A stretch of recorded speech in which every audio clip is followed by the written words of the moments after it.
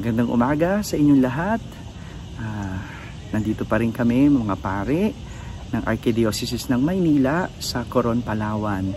At this will be our last day, and tomorrow we'll be going back to our parish, and we could start with our ministry again.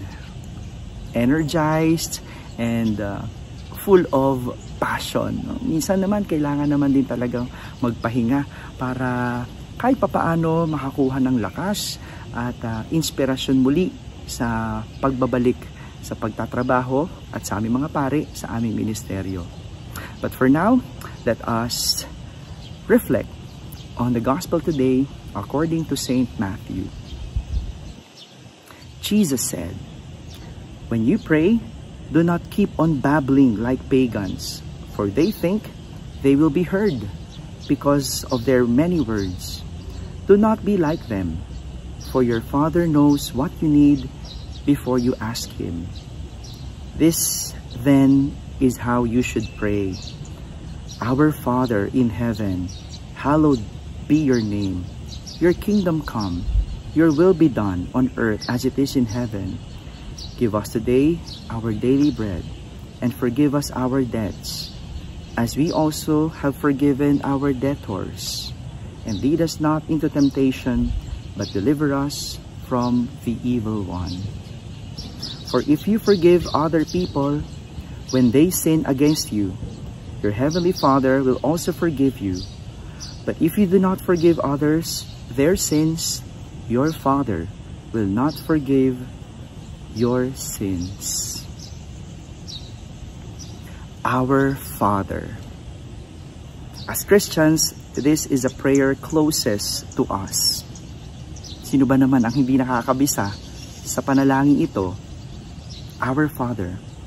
And this is the prayer that we always say whenever we pray the rosary or whenever we go and celebrate the Mass. But more than a prayer that Jesus taught us, our Father is a profession of two things. Profession. Father. Saying Father means referring to God. We call Father our God, meaning He is our parent and we are His children. But most of the time, isn't it, we contradict this by acting like a parent and God as a child? Minsan baliktad naman talaga ang turing natin sa Diyos. Sinasabi natin, Ama namin, pero ang totoong tumatayong magulang, hindi ang Diyos, kundi tayo. Sa ating panalangin, nagmimistulang anak ang Diyos at tayo ang magulang. Lagi ko ito sinasabi, dahil imbes na tayo ang susunod sa Diyos o tayo ang sumusunod sa Diyos bilang siya ang magulang, pinapasunod natin ang Diyos sa ating mga kagustuhan at sa ating mga kahilingan. At kapag hindi na pagbibigyan, tayo pa ang galit. Ganyan ba ang turing sa isang magulang? Tinawag pa natin siyang Ama. Tayo din naman pala ang nasusunod. At tayo rin naman pala ang kailangang sundin. At tayo, hindi marunong sumunod. Isn't that ironic? O baka naman ganito rin ang trato natin sa sarili nating mga magulang. Imbes na tayo ang sumunod sa kanila, sila ang sumusunod sa atin. Second, our. Yung salitang our, referring to other people as our brothers and sisters. We say our, meaning every single person who calls God as Father is our brother or sister. We cannot say our Father without treating others as brothers and sisters.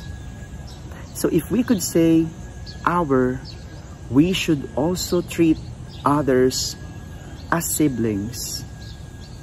Dahil tayo ay magkakapatid sa Diyos, hindi dapat natin nilalamangan ang ating kapwa. Hindi natin dapat pinag-iisipan na masama. At hindi natin dapat niloloko o kinukumpetensya. Mas lalong hindi dapat inaaway. Kaya nga, kabalintunaan kung sinasabi nating our Father, gayong hindi naman natin tinuturing na kapatid ang ating kapwa. Isn't that ironic too?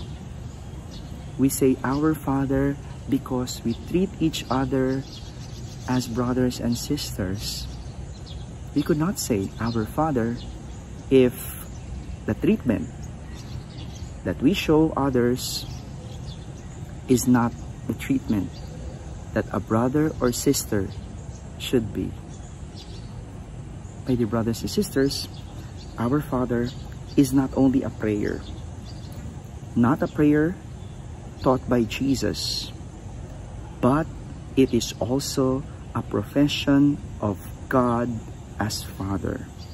And those who call God as Father are our brothers and sisters.